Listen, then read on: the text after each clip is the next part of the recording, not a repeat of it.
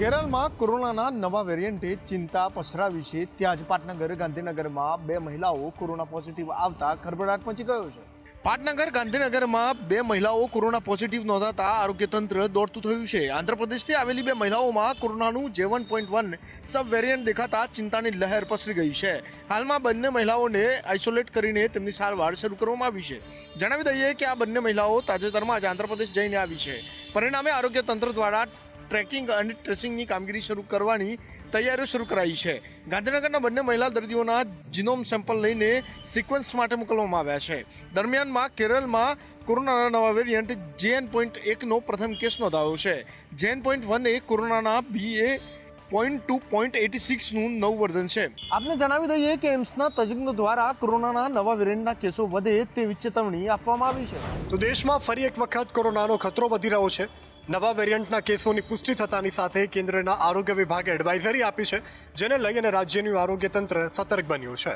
દેશમાં ફરી એકવાર કોરોનાના કેસ વધે તેવી શક્યતા જોવા મળી રહી છે, જેને લઈ કેન્દ્ર સરકાર દ્વારા ગાઈડલાઈન જાહેર કરવામાં આવી।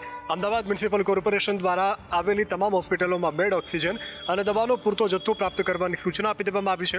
આ ઉપરાંત કોઈ પણ દર્દીને JN.1 કોરોનાના નવા વેરિયન્ટના લક્ષણો જણાય તો ટેસ્ટિંગ કરવાની પણ સૂચના અપાઈ છે। કોઈ પણ એક વ્યક્તિ કોરોનાના લક્ષણ જણાય તો તાત્કાલિક તેને સારવાર હેઠળ ખસેડવામાં આવે તેવી સૂચના આપવામાં આવી છે। રાજ્યના અમદાવાદ, વડોદરા, રાજકોટ સહિતના તમામ શહેરોમાં પાલિકા અને આરોગ્ય તંત્ર એલર્ટ છે। હોસ્પિટલોને સજ્જ કરવામાં આવી રહી છે। આ સાથે આપણે જણાવી દઈએ કે વડોદરાની SSG હોસ્પિટલમાં રોજ 40,000 ઓક્સિજન ભરવામાં આવી રહ્યો છે અને સુવિધાઓ સ્ટેન્ડ બાય કરવામાં આવી છે। ફરી એકવાર કોરોનાએ દેખા દીધી છે અને કહેવાય કે કોરોનાનું નવું સબ વેરિયન્ટ JN.1 ચિંતાનું કારણ છે, જેને લઈને સુરત આરોગ્ય વિભાગ હરકતમાં આવ્યું છે। JN.1 ન્યૂ વેરિયન્ટને લઈ સુરત આરોગ્ય વિભાગની ટીમ સજ્જ થઈ ગઈ છે। પાણી પહેલા જ પાર બાંધવા માટે અહીં એક વર્કશોપનું પણ આયોજન હાથ ધરવામાં આવ્યું હતું। સિવિલ, સિમેન્ટ અને PSA પ્લાન પર મોક ડ્રીલનું આયોજન હાથ ધરવામાં આવ્યું હતું, તેમજ સિવિયર ખાંસી, શરદી અને તાવના દર્દી પર મોનિટરિંગ અને ટ્રેકિંગ કરવાનું શરૂ કરાયું છે। જરૂર જણાય તો જીનોમ સિક્વન્સિંગ ટેસ્ટ કરવામાં આવી રહ્યો છે। ઓક્સિજન સપ્લાય કરનારનું પણ રિવ્યુ કરવામાં આવી રહ્યું છે। 193 હોસ્પિટલમાંથી માહિતી રોજે રોજ લેવામાં આવી રહી છે। આપને જણાવી દઈએ કે JN.1 પ્રકારને સૌપ્રથમ લક્ઝબર્ગમાં ઓળખવામાં આવ્યો હતો। તો JN.1 પ્રકારનો પહેલો કિસ્સો ભારતના કેરળ રાજ્યમાંથી સામે આવ્યો હતો। આપને જણાવી દઈએ કે કેરળ સહિત અન્ય રાજ્યોમાં પણ કોરોનાના કેસો સતત વધી રહ્યા છે। અમદાવાદમાં વેજલપુર પીએ રાજવીના મેસેજ કાંડ બાદ વેજલપુરના પોલીસ કર્મીની ઓડિયો ક્લિપ વાયરલ થઈ છે। આ ઓડિયો ક્લિપમાં તે એક યુવકને ગાળો બોલી રહ્યો છે। मैंने कब बुलाया था तेरे को? कल बुलाया था सर रात को। मैंने तेरे को कब बुलाया था? कल रात को बुलाया था सर आपने। हाँ, और तेरी मम्मी गुजर जाए, बाद में तो कफन लेके जाएगा तो चलेगा? नहीं वो तो नहीं। चलेगा? तेरी माँ मर जाएगी, उसको दफन में डाल दे रही, बाद में तू कफन लेके जाएगा तो चलेगा? नहीं नहीं वो तो काम वो क्या वकील आया चलेगा? नहीं नहीं मैं चलेगा। क्या बोलता, वकील भी नहीं आएगा। 11 बजे आ जाऊंगा। तेरे वकील है ना, जो वकील, तेरा वकील कौन है? हाँ कौन है तेरा वकील? वो एक है अपना पहचान का ही। कौन है उसका नाम? वो नाम है फिरोज भाई। उसको मेरा नाम देना। रुपेश भाई जोशी, सिंघम बोलना। हाँ वो मेरे केबिन में आएंगे भी नहीं, वो बाहर से चले जाएंगे। मैंने उसको मारा था। अच्छा सर। बात करवाऊं? हाँ दो। लो बोल दे भैया, ये बोल दे। हेलो हाँ हेलो, हाँ फरियाद करना आई हूँ मैं। नहीं आएगा तो फिर मैं दवा पी लूंगी, बस 160 बुला लूंगी आके ने घर पे आके। बरोबर, मैं तेरे को बुलाया ना। Okay sir. कोई भी मत आना, कोई बात नहीं। Okay sir. बरोबर, जा ये दवा ले ले, दवा पी के एडमिट हो जा वहाँ पे जाके, नाम लिखा देगा इसका। बरोबर, 100 बाजू में खड़ी है। बरोबर, मैं तेरी फरे तो लिख लेता हूँ। बरोबर, એટલું જ નહીં, કૃપેશ જોશી નામનો આ પોલીસ કર્મી વકીલને ગાળો ભાંડી પોતાને સિંઘમ બતાવતો હતો। અને તેણે એક મહિલાને દવા પી દાખલ થઈ ફરિયાદ કરવા સલાહ આપી હતી. અમદાવાદ સહિતના શહેરો બાદ હવે મહેસાણામાં પણ અશાંત ધારો લાગુ થવા જઈ રહ્યો છે. મહેસાણાના ધોબીઘાટ વિસ્તારની 50 કરતાં વધુ સોસાયટીઓ દ્વારા અશાંત ધારો લાગુ કરવા માટે લાંબા સમયથી લડત ચલાવાઈ રહી હતી. આ બાબતે લાંબા સમયથી માંગણી કરવામાં આવી રહી હતી, જેને લઈને મોટા સમાચાર સામે આવ્યા છે. દરમિયાનમાં મહેસાણાના ધારાસભ્ય મુકેશ પટેલે લોકોની આતુરતાનો અંત લાવતા જણાવ્યું કે મહેસાણા અને પાલનપુરમાં અશાંત ધારો લાગુ કરવાની ફાઇલ એક સાથે સરકાર સમક્ષ મોકલવામાં આવી હતી. જો કે થોડા સમય પૂર્વે પાલનપુરમાં અશાંત ધારો લાગુ કરવાના મામલે જાહેરનામું પ્રસિદ્ધ કરવામાં આવ્યું છે. મહેસાણામાં પણ અશાંત ધારો લાગુ કરવાની કાર્યવાહી અંતિમ તબક્કામાં છે, જેથી હવે ટૂંક સમયમાં મહેસાણામાં પણ અશાંત ધારો લાગુ થઈ જશે. અશાંત ધારો લાગુ કરવાની માંગણી સાથે સ્થાનિકો લાંબા સમયથી લડત ચલાવી રહ્યા હતા. હવે તેની માંગણીને સંતોષવામાં આવશે. રખડતા ઢોરની સાથે ટ્રાફિકની સમસ્યા પણ વિકટ હોવાની ગુજરાત હાઈકોર્ટે નોંધ લીધી છે અને હાઈકોર્ટે ચિંતા પણ વ્યક્ત કરી હતી. તો કેટલીક ટકોર સરકારને પણ હાઈકોર્ટે કરી છે. રખડતા ઢોર મુદ્દે અને શહેરમાં ટ્રાફિક સમસ્યાને લઈને ગુજરાત હાઈકોર્ટમાં જાહેર હિતની અરજી કરવામાં આવી છે, જેમાં કેટલ હોમમાં પશુઓના મૃત્યુને લઈને ગુજરાત હાઈકોર્ટમાં સરકારે જવાબ રજૂ કર્યો હતો અને માલધારીઓને સહકાર આપતા નથી. ટ્રાફિક પોલિસી હોય કે પછી રખડતા ઢોરની સમસ્યા હોય, આ તમામ સમસ્યાઓને લઈને માલધારીઓ દ્વારા વિરોધ પ્રદર્શન કરીને પોલિસીમાં હસ્તક્ષેપ કરવામાં આવતો હોવાની સરકાર તરફથી કોર્ટમાં રજૂઆત કરવામાં આવી હતી, જે અંતર્ગત ગુજરાત હાઈકોર્ટે માલધારીઓને આ પ્રકારે હસ્તક્ષેપ ન કરવા માટેની પણ ટકોર છે તે કરી હતી. આ સાથે જ શહેરમાં રખડતા ઢોરની સમસ્યાની સાથે સાથે ટ્રાફિકની સમસ્યાનો પણ પ્રશ્ન વિકટ બનતો જઈ રહ્યો છે, જેને લઈને અત્યાર સુધીમાં કોઈ નક્કર પગલાં લેવામાં નથી આવ્યા તેવી નોંધ ગુજરાત હાઈકોર્ટ તરફથી લેવામાં આવી હતી. અને સાથે જ આગામી દિવસોમાં ગુજરાત હાઈકોર્ટમાં સરકાર તરફથી ટ્રાફિક અને રખડતા ઢોરને લઈને શું કાર્યવાહી કરવામાં આવી છે તેનો વિગતવાર રિપોર્ટ રજૂ કરવા માટે નિર્દેશ કર્યો છે.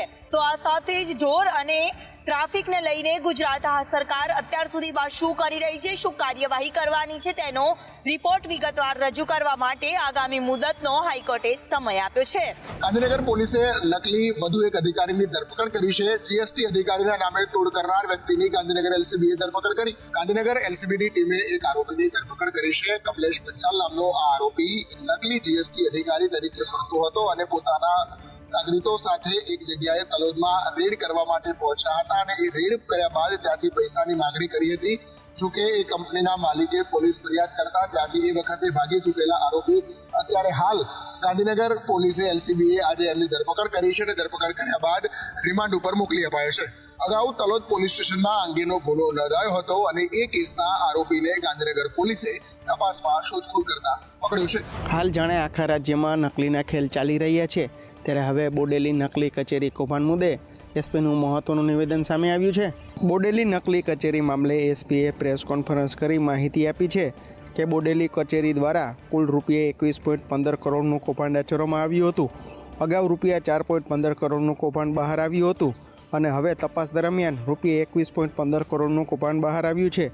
આ કેસમાં છોટા ઉદેપુર એલસીબીએ 2 પૂર્વ પ્રાયોજના અધિકારીની ધરપકડ કરી છે અને પૂર્વ પ્રાયોજના અધિકારી અને આઈએસ બીડી નીનામાની ટ્રાન્સફર વોરંટથી દાહોદથી કબજો મેળવ્યો છે. અન્ય પૂર્વ પ્રાયોજના અધિકારી વીસી ગામિતે કોર્ટમાં સરેન્ડર કરતા એલસીબીએ એ ધરપકડ કરી છે.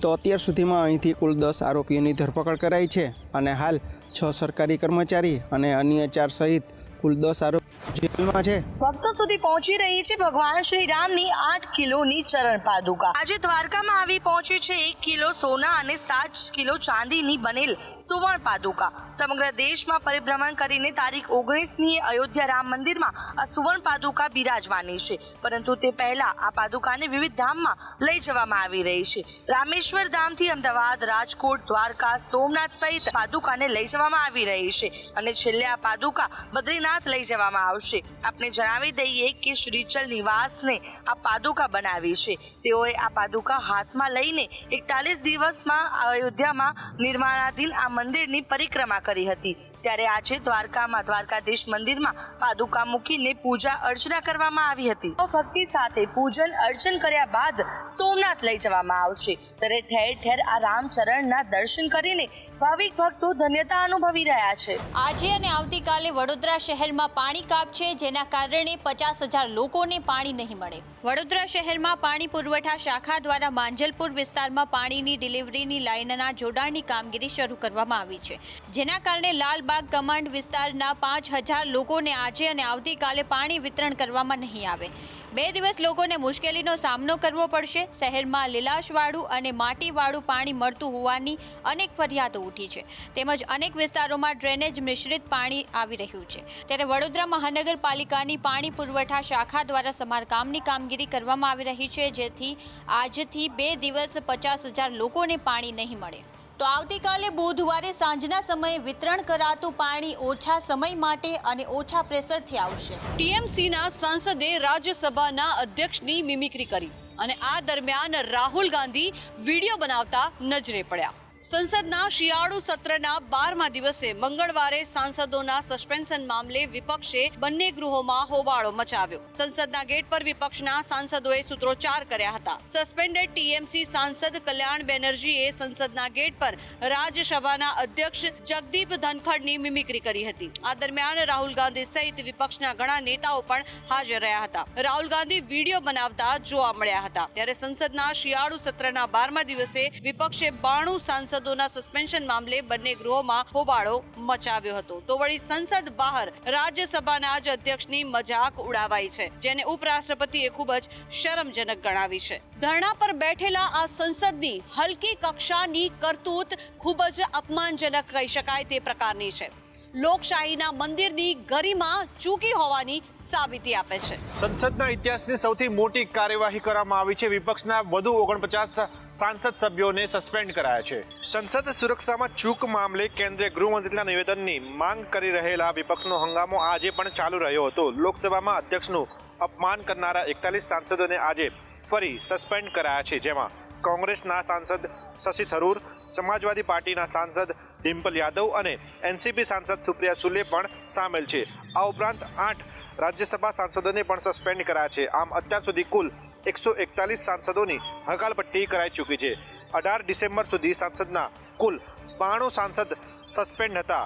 સાંસદની કાર્યવાહી શરૂ થતાં જ વિપક્ષી સભ્યો હાથમાં બેનર અને નારાબાજી શરૂ કરી હતી. તો આ મુદ્દે સપા અધ્યક્ષ અખિલેશ યાદવે કહ્યું કે કયા મોઢે સંસદને લોકશાહીનું મંદિર કહેશો? જો આ લોકો ફરીથી ચૂંટાશે તો બંધારણ ખતમ થઈ જશે. દિલ્હીના સંસદ ભવનમાં આજે ભારતીય જનતા પાર્ટીની સંસદીય દળની બેઠક મળી હતી, જેમાં વડાપ્રધાન નરેન્દ્ર મોદીએ સંસદમાં હોબાળો કરનાર વિપક્ષી સાંસદો પર પ્રહાર કર્યા હતા. સંસદમાં સુરક્ષા ચૂક મુદ્દે પીએમના વિપક્ષ પર પ્રહાર કર્યા છે. તેમણે કહ્યું કે આરોપીઓનું સમર્થન કરવું એ દુર્ભાગ્યપૂર્ણ છે. સુરક્ષાનું ઉલ્લંઘન કરનારને વિપક્ષનું સમર્થન એ ખરેખર યોગ્ય ના ગણી શકાય. સાથે જ એમણે ઉમેર્યું કે અમે દેશ બનાવવા માટે વિચાર કરી રહ્યા છીએ, જ્યારે વિપક્ષ દેશને ઉખાડવાનું વિચારી રહ્યું છે. તો આ સાથે વિરોધનો જવાબ મર્યાદામાં આપવા પીએમએ સાંસદોને અપીલ પણ કરી હતી. એમણે કહ્યું હતું કે ભાષાની મર્યાદાનું ખાસ ધ્યાન રાખો. તેમણે વધુમાં ઇન્ડિયા ગઠબંધનનું લક્ષ્ય અમારી સરકારને હટાવવાનું છે તેવું કહ્યું હતું, જ્યારે આપણું લક્ષ્ય આપણી સરકાર અને દેશના સારા ભવિષ્યનું છે. બેઠકમાં વડાપ્રધાન નરેન્દ્ર મોદીએ એવું પણ કહ્યું કે જે લોકો લોકશાહીમાં માની રહ્યા છે તે લોકોએ સંસદમાં ઘૂસણખોરી કરનાર લોકોની નિંદા કરવી જોઈએ. મધ્યપ્રદેશના પૂર્વ સીએમ શિવરાજસિંહે કહ્યું હવે તેઓ રાજ્યની સાથે કેન્દ્રમાં પણ રહેશે. પાર્ટી અધ્યક્ષ જેપી નડ્ડાને મળ્યા બાદ તેમણે આ ફોટો શેર કર્યો.